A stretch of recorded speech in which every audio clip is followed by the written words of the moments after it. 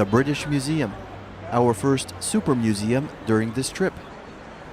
Founded in 1753 and fully opened to the public a century later in 1857, the British Museum was expanded many times as the collection grew, the latest expansion resulting in the creation of the Great Court.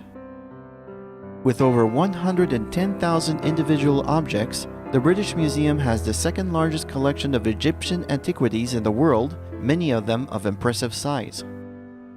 A significant portion of the collection is dedicated to Egyptian burial rites. You can easily guess the social class of the deceased by the amount of care given to the preparation of their burial, which can be highly elaborate, such as for this person, or extremely minimalist, such as for this poor chap.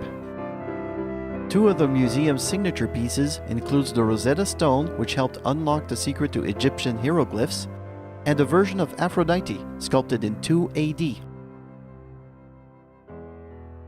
Along with the traditional Greek and Roman pieces, the museum also has an exhibit dedicated to life and death in the world, which includes this piece called Cradle to Grave by Pharmacopoeia, depicting every single medication taken by a single individual during their lifetime, including some of the instruments used to administer them.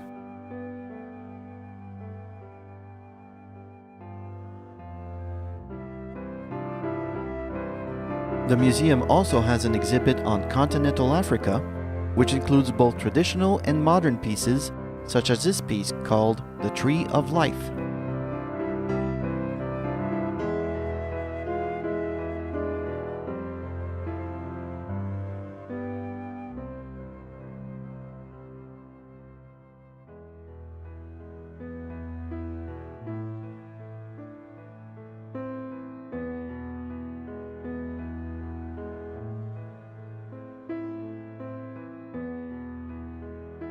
The Aztec collection is impressive by the amount of detail found in some of the works, including hidden details such as this mosaic accompanied by a legend of its design, or this snake with extra features underneath it.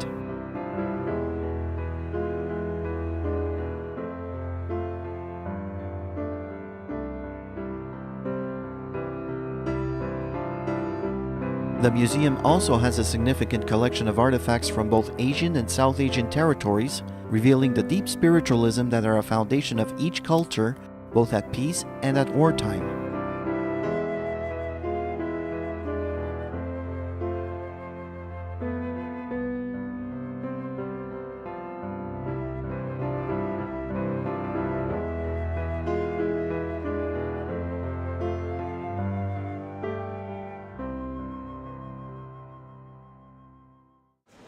A word of warning, this place is big and a bit confusing.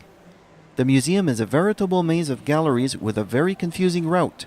Many of the galleries are spread out over multiple levels, making it a bit difficult to find your way once you emerge from any one of them. Where the heck are we? The British Museum also has the highest number of shops I've ever seen in a single museum. While other museums are perfectly happy with a single shop, the British Museum has 6 separate shops in the same complex, selling a bit of everything including books, postcards, t-shirts, various trinkets, and this reproduction of Antinous, which can be purchased for only £15,000.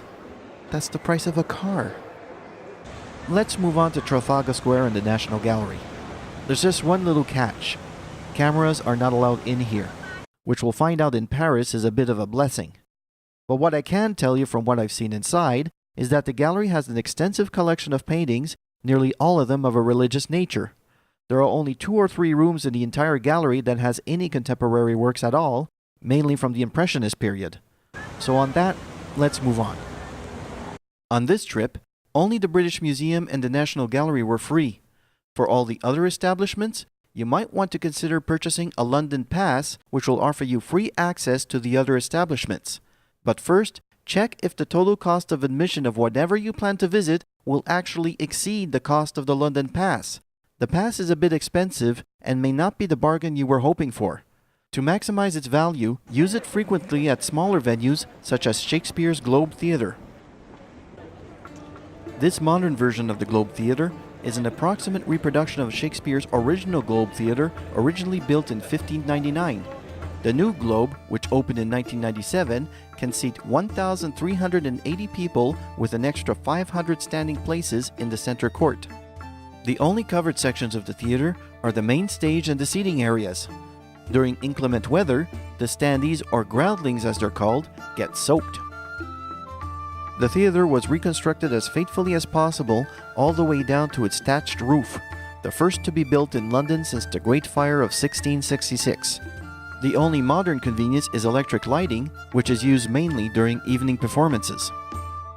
The theater's museum has on display a collection of musical instruments, costumes, weaponry, and props, recreated almost exactly as they were originally created some 400 years ago and still in use to this very day. Even the tools used to rebuild the theater were faithfully recreated and used in its reconstruction. The reconstruction of the theater was the brainchild of American actor and director Sam Wanamaker back in 1970, who regrettably didn't survive to see its completion.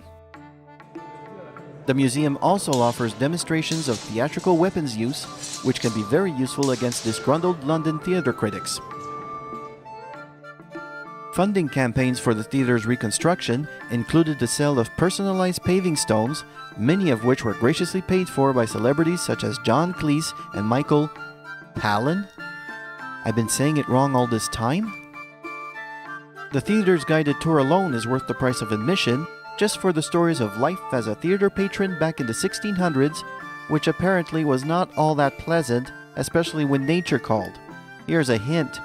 Unlike today, there were no public toilets back then, so guess where everybody did their business? Now imagine this place in the dead of summer. So on that smelly note, let's head off to our next stop, the Churchill Museum and Cabinet War Rooms. Part of the Imperial War Museum, the Churchill Museum and Cabinet War Rooms are housed in the actual bunker where Prime Minister Winston Churchill and the British government conducted the nation's business and fought for its very survival during World War II.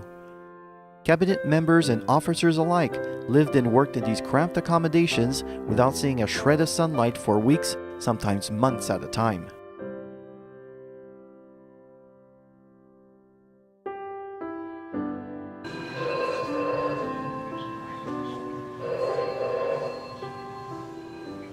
The museum also includes a huge section dedicated to the life of Winston Churchill, which is probably the largest museum exhibit I've ever seen dedicated entirely to the life of a single individual, and rightly so.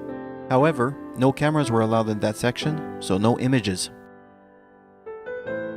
Despite the grueling conditions under which everyone worked, the British parliamentary system remained in place, and Churchill still had to put up with his cabinet members just as he would have in peacetime, as demonstrated on the audio guide. Our forces will be confronted by frosts and thaws. How can you account for such a statement?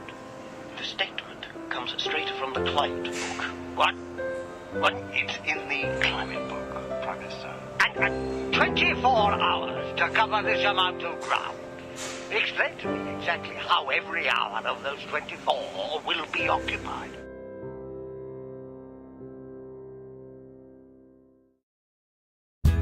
Coming up, we'll travel around town and find out how Londoners live, and hopefully make it to Paris. You'll find out why.